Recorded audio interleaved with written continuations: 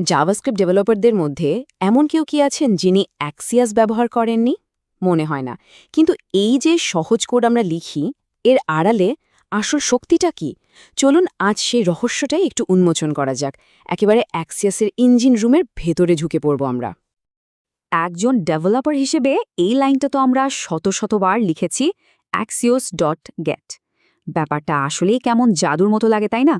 Just এক line code লিখলাম আর server থেকে ডেটা চোখের সামনে হাজির।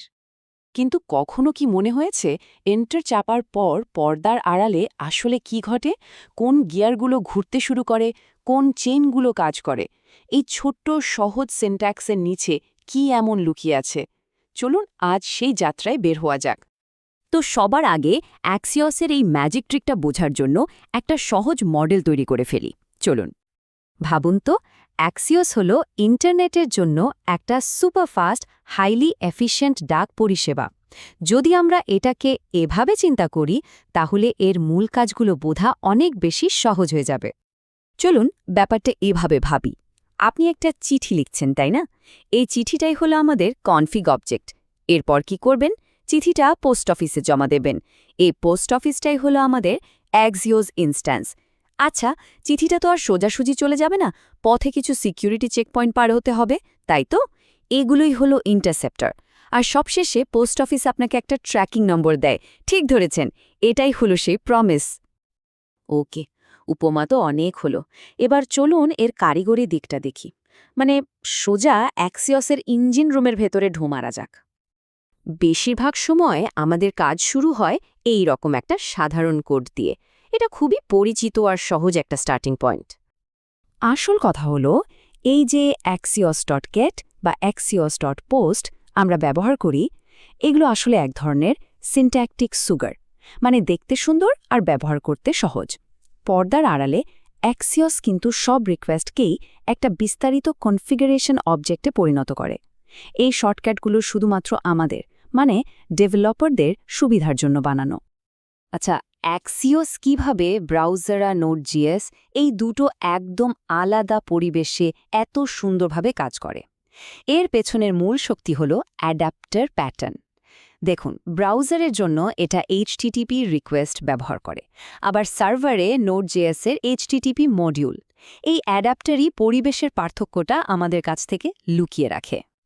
চলুন এবার একটা রেস্টুরেন্টের কথা ভাবা যাক। আমরা, মানে ডেভেলপাররা, অর্ডার প্লেস করি। এটাই হলো কনফিগ অবজেক্ট। ওয়েটার, মানে আমাদের ইন্টারসেপ্টর চেইন, সে অর্ডারটা নেয়। এরপর হেডশেফ অর্থাৎ ডিসপ্যাচ রিকোয়েস্ট ফাংশন নির্দেশ দেয় যে কি করতে হবে। আর একদম শেষে লাইন কুক, মানে আমাদের অ্যাডাপ্টার, আসল রান্নাটা করে, মানে নেটওয়ার্ক রিকোয়েস্টটা পাঠায়।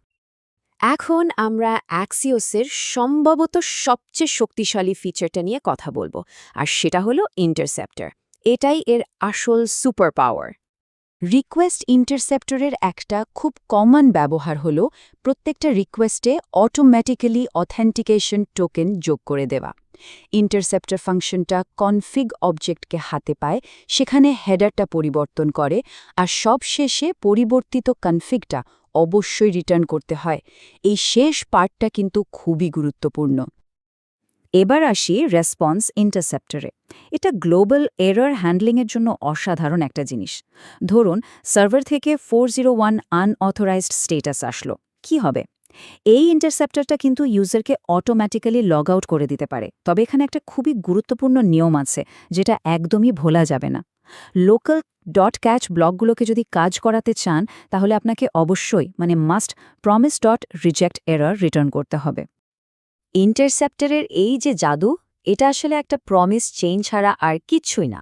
অ্যাক্সিওস প্রথমে একটা অ্যারে তৈরি করে, যেখানে মূল ডিসপ্যাচ রিকোয়েস্ট ফাংশনটা থাকে। যখনই আমরা একটা রিকোয়েস্ট ইন্টারসেপ্টর যোগ করি, অ্যাক্সিওস সেটাকে আনশিফট ব্যবহার করে চেইনের একদম শুরুতে যোগ করে দেয়। এর ফলে কি হয়? মূল রিকোয়েস্ট পাঠানোর ঠিক আগে ইন্টারসেপ্টরটা তার কাজটা সেরে ফেলার সুযোগ পায়।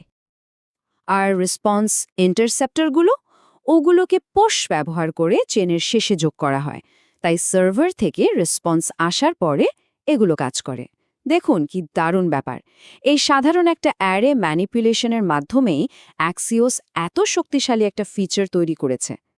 একটা টুলের শক্তি বুঝতে হলে কিন্তু এর ঝুঁকিগুলো বোঝাটা খুব জরুরি। চলুন অ্যাক্সিওস ব্যবহারের ক্ষেত্রে কিছু লুকানো কিন্তু গুরুত্বপূর্ণ নিরাপত্তা ঝুঁকি নিয়ে একটু আলোচনা করা যাক। নোড.js পরিবেশে একটা বড় ঝুঁকি হল SSRF বা সার্ভার সাইড রিকোয়েস্ট ফরজারি। যদি কোনোভাবে একজন অ্যাটাকার ইউআরএল কন্ট্রোল করতে পারে তাহলে সে কিন্তু প্রাইভেট সার্ভার বা ডেটাবেজের মতো ইন্টারনাল নেটওয়ার্কের রিকোয়েস্ট পাঠানোর চেষ্টা করতে পারে। এইটা ঠেকাতে হলে সবসময় একটা অ্যালাউ লিস্ট ব্যবহার করা উচিত, মানে শুধু নির্দিষ্ট ডোমেনেই রিকোয়েস্ট পাঠানো যাবে, আর সার্ভারে ম্যাক্স রিডাইরেক্ট 0 করে রাখা উচিত। আরেকটা বিপদ হল প্রোটোটাইপ পলিউশন। অ্যাক্সিওস তো কনফিগ অবজেক্টসগুলোকে মার্জ করে। পুরনো ভার্সনগুলোতে একটা ক্ষতিকারক কনফিগ অবজেক্ট.prototype-কে দূষিত করতে পারত, যা পুরো অ্যাপ্লিকেশনের জন্য খতরনাক। এর সমাধান হল এমন সিকিউর মার্জ ইউটিলিটি ব্যবহার করা যা আন্ডারস্কোরের মতো বিয়মপূর্ণ কিগুলোকে ব্লক করে দেয়। একটা জিনিস মনে রাখতে হবে, অ্যাক্সিওস কুকি পাঠালেও এটা কিন্তু নিজে থেকে CSRF টোকেন ম্যানেজ করে না। এই সুরক্ষার দায়িত্বটা আমাদের, মানে ডেভেলপারের। এর সবচেয়ে ভালো সমাধান হলো একটা রিকোয়েস্ট ইন্টারসেপ্টার ব্যবহার করে কুকি থেকে টোকেনটা পড়ে নিয়ে হেডারে সেট করে দেওয়া। রিকোয়েস্ট ফেল হলে অ্যাক্সিওস যে এরর অবজেক্টটা দেয় সেটার মধ্যে কিন্তু হেডারে থাকা API কিয়ের মতো সেন্সিটিভ তথ্য থাকতে পারে। প্রোডাকশনে ভুলেও পুরো এরর অবজেক্ট লগ করা উচিত নয়। লগ করার আগে সবসময় এররগুলোকে স্যানিটাইজ করে নিতে হবে। আলোচনার শেষে এসে আমরা দেখতে পাচ্ছি যে অ্যাক্সিওস শুধু একটা লাইব্রেরি নয়, এটা আসলে সফটওয়্যার ডিজাইনের একটা অসাধারণ উদাহরণ। এখানে অ্যাক্সিওসের পুরো কাঠামোটা এক নজরে দেখা যাচ্ছে। অ্যাডাপ্টার, ইন্টারসেপ্টার্স আর বিভিন্ন ডিজাইন প্যাটার্নের কি দারুণ একটা সমন্বয়। আর এই সুচিন্তিত ডিজাইনই এটিকে এত শক্তিশালী আর ফ্লেক্সিবল একটা টুল হিসেবে গড়ে তুলেছে। এখন তো এর পেছনের জাদু নয়, বরং আসল ইঞ্জিনটা সম্পর্কে একটা পরিষ্কার ধারণা পাওয়া গেল। আসল প্রশ্নটা হলো, এই গভীর জ্ঞানকে কাজে লাগিয়ে এখন কিভাবে আরও শক্তিশালী এবং আরও সুরক্ষিত অ্যাপ্লিকেশন তৈরি করা সম্ভব।